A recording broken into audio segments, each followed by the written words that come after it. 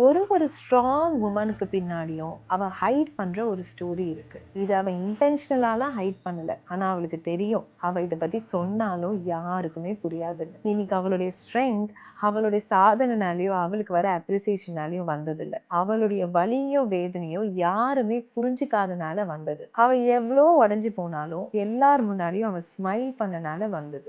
எல்லாருமே அவ கான்ஃபிடென்ட்டா இருக்கான்னு சொல்லுவாங்க. பட் யாருக்குமே அந்த ஸ்மைலுக்கு பின்னாடி இருக்கிற பெயினை பத்தி தெரியவே தெரியாது. ஸோ இந்த ஜேர்னில அவ சில லெசன்ஸை கத்துக்கிறா. யாருமே அவளை காப்பாற்ற வர போறது இல்ல. She is on her own. அவ அழுதாலும் சரி, உடைஞ்சு போனாலும் சரி, ஏன் அவளை ரீபில்ட் பண்ணணும்னாலும் அதை அவ தனியா தான் பண்ணணும். அண்ட் முக்கியமா என்ன லவ் பண்ணுங்கன்றத மத்தவங்க கிட்ட கெஞ்சறதை விட்டுட்டு she will learn how to start loving herself. And she finally understood that strong women are not born but they are made. எவ்வளவுதான் ஸ்ட்ராங்கா ஒரு பொண்ணு இருந்தாலும் அவங்களையும் தட்டி கொடுத்து சப்போர்ட் பண்ண ஒரு ஆள் இருப்பாங்களான்னு கண்டிப்பா ஏங்குவாங்க. உங்களுக்கு அந்த மாதிரி ஒரு ஏக்கம் இருந்ததுன்னா சப்போர்ட்னு கமெண்ட் பண்ணுங்க. நான் உங்களுக்கு அதுக்கு ஒரு வழி சொல்றேன்.